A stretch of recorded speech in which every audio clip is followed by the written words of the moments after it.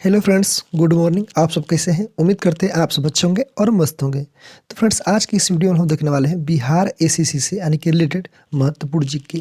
कहे तो इस वीडियो में हम लोग यानी कि 50 प्रश्नों को देखने वाले हैं। तो इस वीडियो को लास्ट तक जरूर वॉचिंग कीजिएगा, ठीक है? तो अभी आपको प्रॉफिट मिलने वाला है। फ्रेंड्स, आप सबसे रिक्वेस्ट करना चाहेंगे कि मेरा पार्ट 1 से लेकर कहे तो यानी कि 36 वीडियो यानी कहे तो फ्रेंड्स 36 यानी कि सेट प्रैक्टिस सेट कहे तो यानी कि अपलोड कर चुका हूँ। तो फ्रेंड्स, अगर अगर नहीं देखे होंगे जाकर जरूर देखिएगा। तो चलिए देखते हैं आज का पहला क्वेश्चन बिना देरी किए। पहला क्वेश्चन देखने से पहले फ्रेंड्स, अगर आप लोग मेरे यूट्यूब चैनल पर नए होंगे तो कृपया लाइक कर दीजिए, चैनल को सब्सक्राइब करना मत भूलिएगा। तो चलिए देखते हैं आज का पहला क्वेश्चन। आज का पहला क्वेश्चन है फ्रेंड्स, क्या कह रहा है यानी कि हमारे संविधान के अनुसार यानी कि राज्यसभा का कार्यकाल क्या है? तो इसका correct answer option number D यानी कि समाप्त होने का विषय नहीं। पूछा जाता है कि राज्यसभा का विघटन नहीं होगा यानी किस आर्टिकल के तहत? 83 के आपका पहला हो जाएगा, ठीक है? तो इसको नोट कर चलिएगा। चलिए आपका नेक्स्ट क्वेश्चन है, कह रहा है कि एक विधेयक जो संसद में यानी कि प्रस्तुत किया जाता है तो कौन सी क्रिया के बाद यानी कि अधिनियम बन जाता है? तो फ्रेंड्स, बहुत क्वेश्चन इंपॉर्टेंट है। तो इसका correct answer option number B यानी कि जब राष्ट्रपति अपनी सहमति दे देता है, ठीक है? तो फ्रेंड्स, इसको नोट कर चलिएगा किस आर्टिकल के तहत? 107। अगला क्वेश्चन फ्रेंड्स 3 नंबर, क्या कह रहा है यानी सीमा सुरक्षा बल की स्थापना कब की गई? तो इसका करेक्ट आंसर हो जाएगा ऑप्शन नंबर ए यानी कि 1965 में। कहे तो फ्रेंड्स BSF, ठीक है, यानी कि BSF बॉर्डर सिक्योरिटी फोर्स, इसका स्थापना कब हुआ था? 1 दिसंबर 1965 को, ठीक है? तो इसको नोट कर चलिएगा। 4 नंबर कह रहा है कि यदि राष्ट्रपति एवं उपराष्ट्रपति का पद खाली हो तो भारत के राष्ट्रपति का पद यानी कि कौन होता है?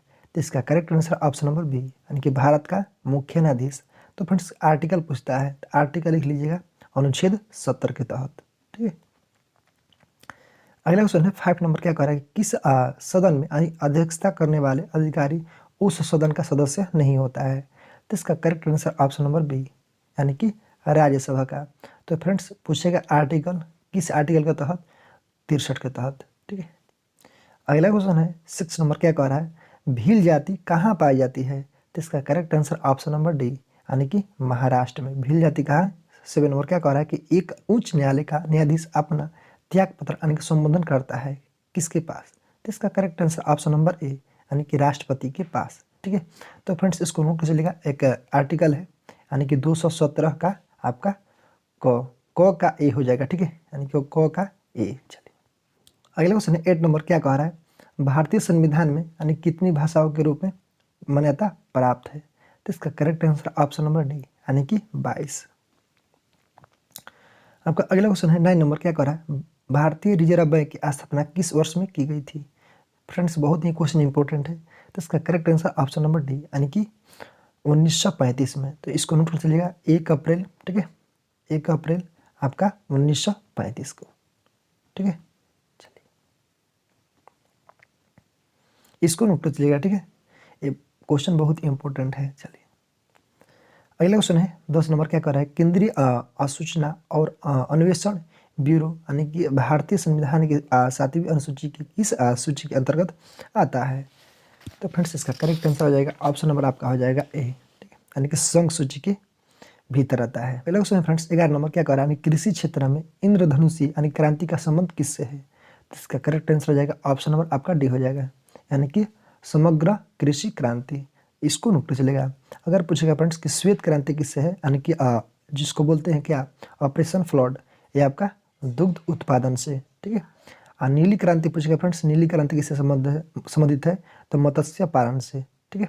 अगर हरित क्रांति पूछेगा तो कृषि से, ठीक है? जिसको खाद्यान्न उत्पादन से संबंधित कहते हैं, ठीक है? चलिए अगला क्वेश्चन है 12 नंबर, क्या कह रहा है कि 1 टन इस्पात बनाने में कितना किलोग्राम यानी कि मैग्नीज की आवश्यकता होती है? तो इसका करेक्ट आंसर ऑप्शन नंबर आपका हो जाएगा सी यानी कि 10 किग्रा। अगला क्वेश्चन है 13 नंबर, क्या कह रहा है कि बिहार के इतिहास में यानी कि पहली बार राज्य का आर्थिक सर्वेक्षण प्रस्तुत किया गया। तो इसका correct answer option number C, कब? यानी कि सुशील मोदी के द्वारा, ठीक है? उस समय की आपका कहे तो उप मुख्यमंत्री थे। आपका 14 नंबर क्वेश्चन फ्रेंड्स, क्या कह रहा है यानी कि लोकसभा का कोरम कुल सदस्य का संख्या का कितना होता है? जिसका correct answer option number D यानी कि 1/10। अगला क्वेश्चन है 15 नंबर, क्या कह रहा है भारतीय जीवन बीमा निगम की स्थापना कब की गई, यानी कि कब हुई थी। इसका correct answer option number A, यानी कि 1956 में।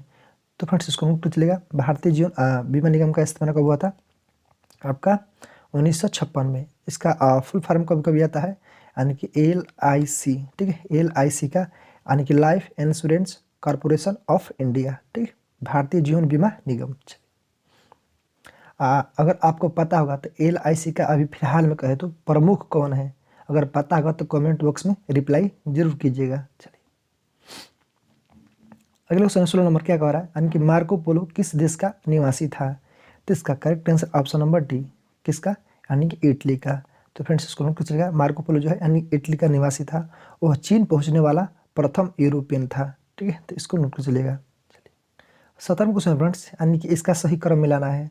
इसका correct answer option number D, ठीक है, इसको मिला सकते हो। चलिए अगला क्वेश्चन है 18 नंबर क्या कर रहा है, यानी कि पाइथागोरस थे, यानी कि कहाँ के रहने वाले थे। तो इसका correct answer option number C, कहाँ के, यूनान के। कहते हैं फ्रेंड्स पाइथागोरस का 582 से लेकर यानी कि 500 ईसा पूर्व, ठीक है, यानी कि इनका कार्यकाल रहा। ये आपका प्रसिद्ध दार्शनिक और गणितज्ञ रहे। उन्होंने ही फ्रेंड्स दिया था, यानी कि प्रमेय सीधा। अगला क्वेश्चन 19 नंबर क्या करे, मुर्शिद कुली खान यानी कहाँ के नवाब थे। तो इसका correct answer option number D, कहाँ के, बंगाल के। तो इसको नोट कर चलेगा। अगर कहे तो इनका कार्यकाल की बात करें तो 1717 से लेकर आपका 1727, ठीक है, 1727 इनका कार्यकाल रहा। अगला क्वेश्चन है 20 नंबर का हो रहा है कि निम्न में से किस व्यक्ति ने यानी कि पूरी पृथ्वी का चक्र लगाया था। तो इसका करेक्ट आंसर हो जाएगा ऑप्शन नंबर आपका बी हो जाएगा, यानी कि मैगलेन। कब, तो फ्रेंड्स कब लगाया था, 480 से इसका कार्यकाल है 1521 के बीच में। अगला क्वेश्चन है 21 नंबर क्या कह रहा है कि माउंटेन एवरेस्ट पर पहुंचने वाला यानी कि सर एडमंड हिलेरी का निवासी थे। फ्रेंड्स ये बहुत क्वेश्चन इंपॉर्टेंट है। तो इसका correct answer option number D, ये कहाँ का था, न्यूजीलैंड का रहने वाला था। अगला क्वेश्चन है 22 नंबर क्या कह रहा है कि रबड़ की खेती के लिए कौन सी जलवायु उपयुक्त है। तो इसका correct answer option number A, यानी कि विषुवत रेखीय। अगला क्वेश्चन 23 नंबर कह रहा है कि नियाग्रा जलप्रपात किस नदी पर है। तो इसका correct answer option number C, यानी कि सेंट लॉरेंस नदी पर। तो इसको नोट कर चलेगा, कहाँ पर है, अमेरिका में है। चलिए 24वां क्वेश्चन फ्रेंड्स क्या कह रहा है, यानी कि नमामि गंगे कार्यक्रम को यानी कि भारत सरकार द्वारा यानी किस वर्ष में यानी कि अनुमोदित किया गया था। तो इसका करेक्ट आंसर हो जाएगा ऑप्शन नंबर आपका हो जाएगा सी हो जाएगा, ठीक है, यानी कि 2014 में। आपका 25वां क्वेश्चन फ्रेंड्स क्या कर रहा है, यानी कि जावर की खाने किस खनिज के लिए प्रसिद्ध है। तो इसका correct answer option number D, यानी कि जास्ता के लिए। तो इसको नोट कर चलिएगा फ्रेंड्स, किसके लिए, जास्ता के लिए। ये पूछे तो कहाँ पर है, आपका राजस्थान में है, ठीक है। चलिए अगला क्वेश्चन है 26 नंबर क्या कह रहा है, अंतर्देशीय मछली यानी कि उत्पादन में किस राज्य का योगदान सर्वाधिक है। इसका correct answer option number D, यानी कि आंध्र प्रदेश, ठीक है। 27वें क्वेश्चन फ्रेंड्स क्या कह रहा है, यानी कि राजमार्ग नंबर यानी कि 8 निम्न में से किन किन को नगरों को जोड़ता है। तो इसका करेक्ट आंसर हो जाएगा ऑप्शन नंबर आपका सी हो जाएगा, यानी कि दिल्ली को मुंबई से। अगला क्वेश्चन देखते हैं आपका 28 नंबर क्या कह रहा है, यानी कि मुंबई एवं ठाणे के मध्य यानी कि सबसे पहले रेलगाड़ी किन सन में चलाई गई थी। तो इसका correct answer option number D, 1853 में।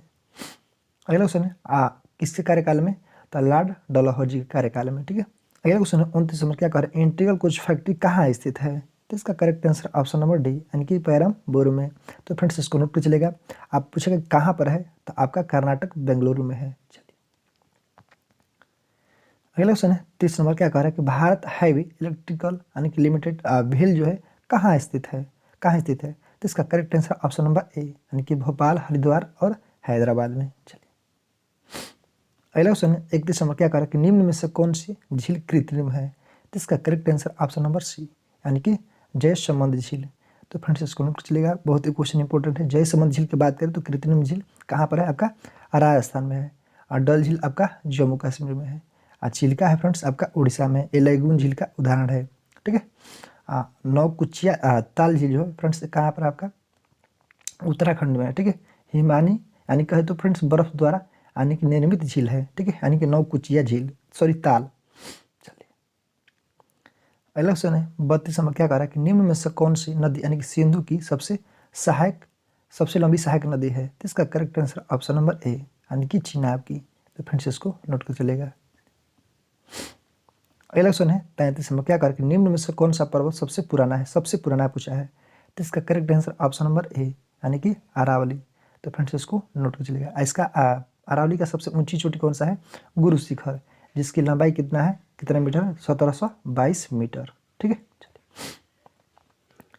आपका अगला क्वेश्चन है 34 में, क्या करेंगे, हजरत ईसा मसीह की यानी कि सूली पर किस दिन चढ़ाया गया था। तो इसका करेक्ट आंसर ऑप्शन नंबर आपका बी हो जाएगा, यानी कि गुड फ्राइडे। तो फ्रेंड्स उसी दिन से क्या मनाते हैं हम लोग, गुड फ्राइडे। तो इसको नोट चलेगा कब, 33 ईसा पूर्व में।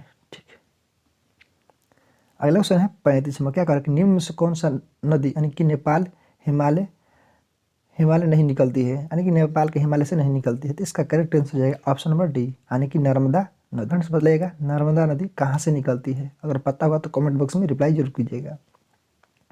आपका नेक्स्ट क्वेश्चन है 36 में, क्या करें कि नोबेल पुरस्कार अधिक से अधिक कितने लोगों को यानी कि भागीदारी में दिया जा सकता है। तो इसका correct answer option number B, कितना, 3 लोगों को। चलिए अगला क्वेश्चन है 37 में, क्या करें कि निम्न में से कौन सी घटना सबसे पहले घटी थी। तो इसका correct answer option number A, यानी कि उपनिषदों की रचना। तो फ्रेंड्स इसको नोट कर चलेगा। चलिए अगला क्वेश्चन है 38 में, क्या करें कि मौर्य राज्य के संस्थापक कौन थे। तो इसका correct answer option number B, यानी कि चंद्रगुप्त। ठीक है, यानी कि मौर्य वंश के संस्थापक कौन थे, चंद्रगुप्त। तो इसको नोट कर चलेगा। अगला क्वेश्चन है 39 में, क्या करें, शुंग राजवंश के राज्य के यानी कि संस्थापक कौन थे, शुंग के। तो इसका correct answer option number B, यानी कि पुष्यमित्र शुंग। ठीक है, 40वां क्वेश्चन फ्रेंड्स, क्या करें, शक काल का यानी कि कब आरंभ होता है। तो इसका करेक्ट आंसर हो जाएगा ऑप्शन नंबर आपका सी हो जाएगा। ठीक है, यानी कि 78 ईसा पूर्व से। अगला क्वेश्चन है 41 में, क्या करें, दशई यानी कि किस देश का सबसे लंबा और कहे तो सबसे महत्वपूर्ण त्यौहार है। तो इसका करेक्ट आंसर हो जाएगा ऑप्शन नंबर ए, यानी कि नेपाल का। चलिए 42वां क्वेश्चन फ्रेंड्स, क्या करें, गुप्त राज्य की स्थापना किस सन में हुई थी। तो इसका करेक्ट आंसर हो जाएगा ऑप्शन नंबर आपका हो जाएगा, यानी कि ई हो जाएगा। ठीक है, यानी कि 320 ईसा पूर्व में। अगला क्वेश्चन है 43 में, क्या करें, गुरु नानक देव का जन्म यानी कि किस सन में हुआ था, गुरु नानक देव का। तो फ्रेंड्स इसका करेक्ट आंसर हो जाएगा ऑप्शन नंबर आपका सी हो जाएगा। ठीक है, यानी कि 1469 में, यानी कि ये आपका पहला गुरु थे। चलिए अगला क्वेश्चन 44 में, क्या कह रहा है कि निम्न में से कौन सी घटना सबसे पहले घटी थी। तो चलिए देखते हैं, इसका correct answer option number D हो जाएगा, यानी कि बीजापुर में आदिल शाह का राज्य। अगला क्वेश्चन है 45 में, क्या कह रहा है कि पानीपत का प्रथम युद्ध यानी किनके बीच में हुआ था। तो इसका correct answer option number C, यानी कि बाबर इब्राहिम लोदी के बीच में। ठीक है, कब, 21 अप्रैल आपका 1526 में। ठीक है, 46वां क्वेश्चन फ्रेंड्स, क्या करा कि हेमू को किसने हराया। तो इसका correct answer option number B, यानी कि अकबर ने। ठीक है, यानी कि पानीपत की दूसरी लड़ाई कब हुआ था, 1556 में। ठीक है, तो उसी में ही यानी कि अकबर ने हेमू को हराया था। चलिए अगला क्वेश्चन है 47 में, क्या कह रहा है, इनकी खालसा की स्थापना किसने की थी। तो इसका correct answer option number A, यानी गुरु गोविंद सिंह। ठीक है, तो फ्रेंड्स इसको याद रखें, गुरु गोविंद सिंह खालसा पंथ की स्थापना किए थे। 48वां क्वेश्चन फ्रेंड्स, क्या कह रहा है कि नादिर शाह किस देश का निवासी है था। इसका करेक्ट आंसर हो जाएगा ऑप्शन नंबर बी, यानी कि फारस का रहने वाला था, यानी फारस का मतलब ईरान। अगला क्वेश्चन 49 नंबर, क्या कह रहे हैं, कुमाऊं क्षेत्र में यानी कि नंदा देवी मेले का आयोजन प्रतिवर्ष किस महीने में किया जाता है। इसका correct answer option number A, यानी कि सितंबर माह में। तो फ्रेंड्स इसको नोट कर चलेगा, यानी कि उत्तराखंड में। आज का लास्ट क्वेश्चन है फ्रेंड्स, क्या कह रहा है, आप सब इसको कमेंट बॉक्स में जरूर रिप्लाई कीजिएगा। खरीफ की यानी कि फसलें की यानी कि कटाई कब की जाती है। ठीक है, इसको कमेंट बॉक्स में। तो फिर मिलते हैं फ्रेंड्स एक नए प्रायोरिटी सेट में एक नए जोश के साथ। आज के लिए ही जय हिंद जय भारत।